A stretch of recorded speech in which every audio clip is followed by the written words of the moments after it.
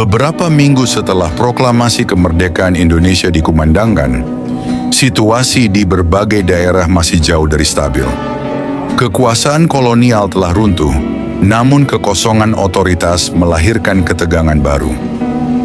Di tengah suasana revolusi yang membara, sebuah peristiwa berdarah terjadi di tepi Sungai Bekasi, Jawa Barat, peristiwa yang kelak dikenal sebagai Insiden Kali Bekasi. Pada 19 Oktober 1945, bentrokan terjadi antara pejuang Indonesia dan pasukan Angkatan Laut Kekaisaran Jepang, Kaigun, yang tengah dipulangkan ke tanah airnya. Lebih dari 90 tentara Jepang ditangkap, dan peristiwa ini berakhir dengan tragedi yang mengguncang awal perjalanan Republik Indonesia. Sebagaimana tercatat dalam sejarah, setelah pemboman atom di Hiroshima dan Nagasaki, Jepang menyatakan menyerah tanpa syarat kepada sekutu pada 15 Agustus 1945, yang kemudian diresmikan pada 2 September 1945. Di Indonesia, pasukan Jepang yang tersisa berada dalam posisi genting. Mereka diwajibkan menjaga status quo sambil menunggu proses pemulangan ke Jepang. Pemulangan tentara Jepang dilakukan secara bertahap melalui jalur udara dan laut. Salah satu rombongan tentara Kaigun dijadwalkan menuju Bandara Kalijati, Subang, dengan menggunakan kereta api yang melintasi sejumlah wilayah di Jawa Barat, termasuk Bekasi. Namun di mata para pejuang dan rakyat, tentara Jepang bukan sekadar pasukan yang kalah perang. Mereka masih dipandang sebagai simbol penindasan selama pendudukan, sekaligus ancaman terhadap kedaulatan Republik yang baru lahir. Menjelang kedatangan kereta tersebut, Komandan Tentara Keamanan Rakyat TKR Jatinegara, Sambas Atmadinata, mengirimkan perintah kepada Wakil Komandan TKR Bekasi, Letnan II Zakaria Burhanuddin, agar kereta yang membawa tentara Jepang tidak dibiarkan melintas begitu saja. Zakaria mengambil langkah taktis. Ia memerintahkan Kepala Stasiun Bekasi untuk memindahkan jalur kereta dari jalur 2 ke jalur 1, sebuah jalur buntu yang mengarah langsung ke tepi Kali Bekasi. Akibatnya, rangkaian kereta, termasuk 3 gerbong yang membawa sekitar 90 tentara Kaigun, terpaksa berhenti di ujung jalur, tepat di dekat sungai. Begitu kereta terhenti, kabar itu segera menyebar. Warga sipil dan pejuang lokal Bekasi berbondong-bondong mendatangi lokasi. Zakaria didampingi beberapa pengawal naik ke dalam kereta untuk memeriksa dokumen perjalanan.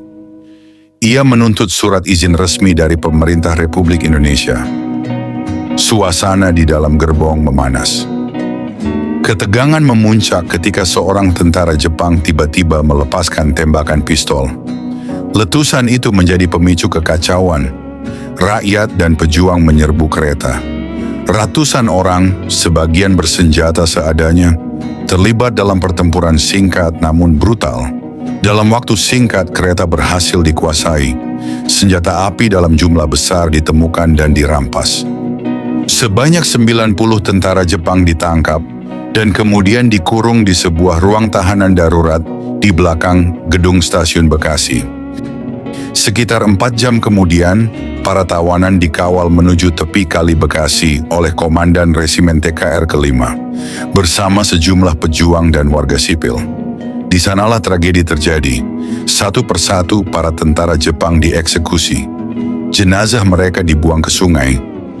Seorang saksi mata bernama Dullah, warga Bekasi, mengenang peristiwa itu dengan kalimat yang kelak menjadi catatan sejarah. Sungai Bekasi berubah merah karena darah yang mengalir dari mayat-mayat tentara Jepang. Hari itu Kali Bekasi tidak lagi sekadar aliran air. Ia menjadi saksi bisu amarah, dendam, dan kekacauan masa awal kemerdekaan.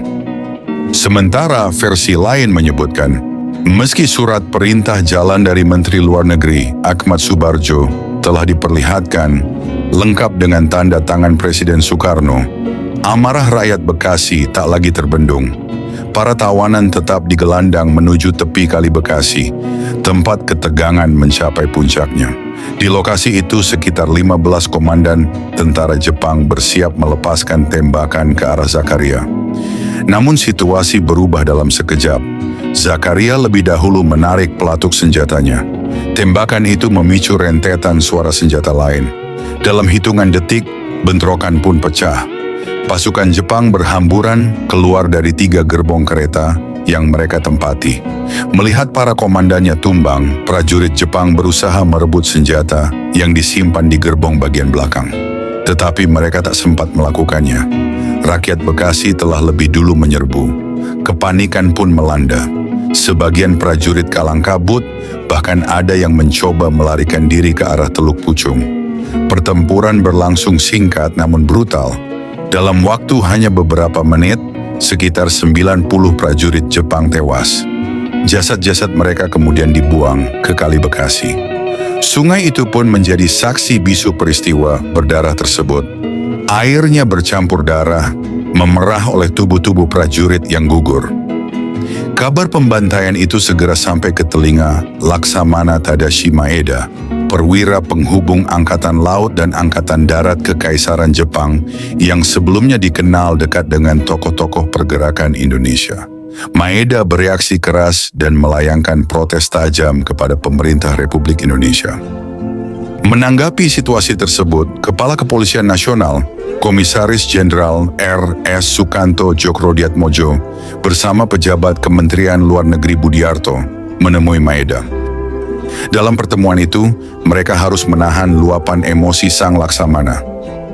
Maeda menilai peristiwa di Kali Bekasi dapat digunakan sebagai bukti internasional bahwa Indonesia belum mampu mengendalikan kekerasan di wilayahnya, sebuah tudingan yang berpotensi merugikan posisi diplomatik Republik yang masih sangat muda. Menyadari besarnya dampak politik dan kemanusiaan dari insiden tersebut, Presiden Soekarno turun langsung. Pada 25 Oktober 1945, ia mengunjungi Bekasi untuk menyampaikan pesan perdamaian kepada masyarakat.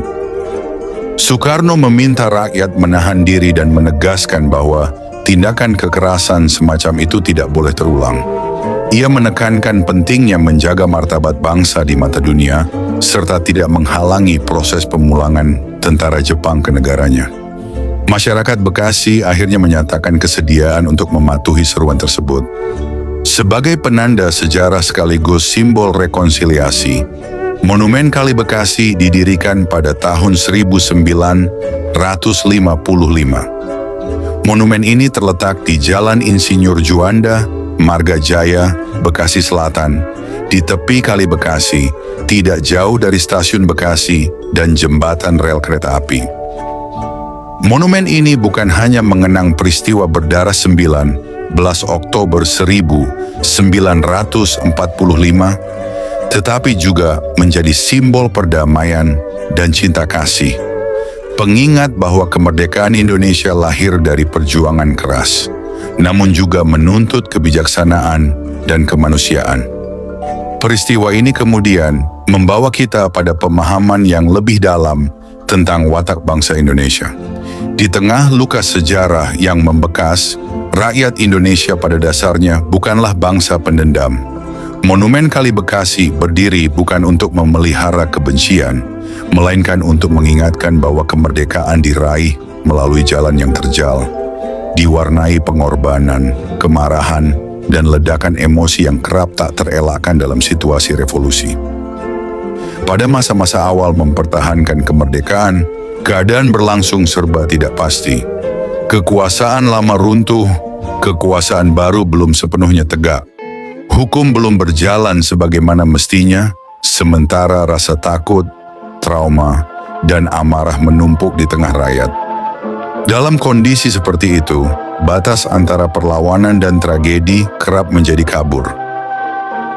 Apa yang terjadi di Kali Bekasi mencerminkan realitas pahit tersebut, bahwa dalam pusaran revolusi, kemanusiaan sering diuji hingga titik paling rapuh.